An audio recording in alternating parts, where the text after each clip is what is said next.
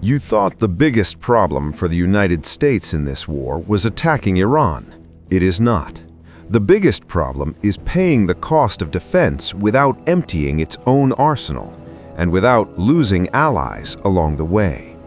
Because when the shield of the most powerful military force on the planet starts to crack, the effect does not stop on the battlefield. In the next few minutes, you will understand why this war may be shaped less by firepower and more by a brutal logic of cost, and why a country that is not even fighting on this front may have the solution the United States needs right now. The starting number is already alarming. The United States fired more than 850 Tomahawks in just 4 weeks of war. Industry is trying to speed up, but industrial acceleration takes time, and war does not wait for production lines. And that brings us to the question that almost no one is asking out loud. In just the first 3 days of the war, Gulf countries fired 800 Patriot interceptors. 800 in 3 days.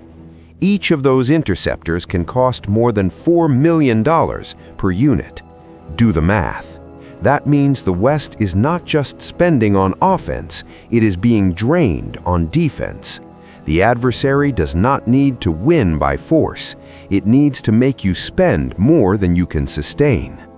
Relatively cheap attack drones, some costing only a tiny fraction of the price of a Western interceptor, are forcing the United States and its allies to burn through defensive missiles that cost millions per shot. It is not necessary to destroy everything at once. It is enough to push the defense system to a point of exhaustion where every interception becomes a small strategic bleed. That is the logic of saturation, and it is working.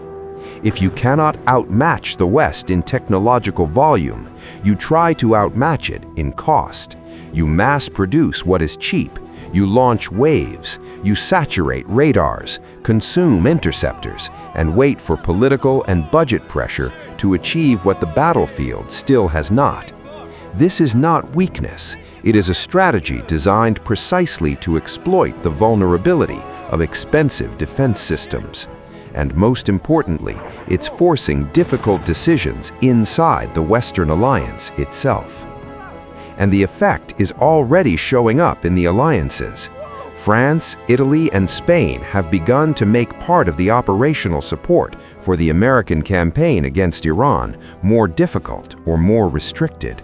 The problem is no longer just ammunition. Now it is political freedom of action.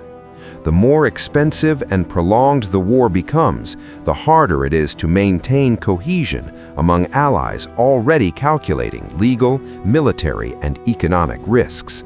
The Pentagon has begun considering redirecting weapons that were meant for Ukraine to the Middle East, including interceptors funded through a NATO initiative.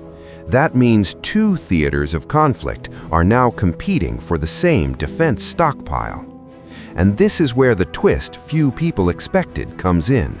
Ukraine, a country at war with occupied territory and damaged infrastructure, is negotiating cooperation agreements with Gulf countries, not to receive weapons, to sell experience. Kiev is offering something few powers today have at real scale. Experience accumulated under constant fire in defense against drones and interceptor systems far cheaper than a PAT-3. Ukrainian companies say they can sharply scale up production of these systems, and Zelensky is selling that expertise as the answer to a problem that Patriots alone cannot solve in a sustainable way. In the end, the question is no longer whether the United States can keep bombing.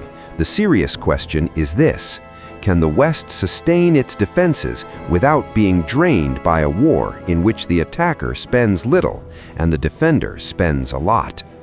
Subscribe to Conflict Front. Here you follow the conflicts that move the world. And now I want to hear from you with a direct scenario question. Do you believe the United States will accept copying the Ukrainian model of cheaper anti-drone defense, or will it insist on scaling up the production of traditional missiles even as the cost keeps exploding?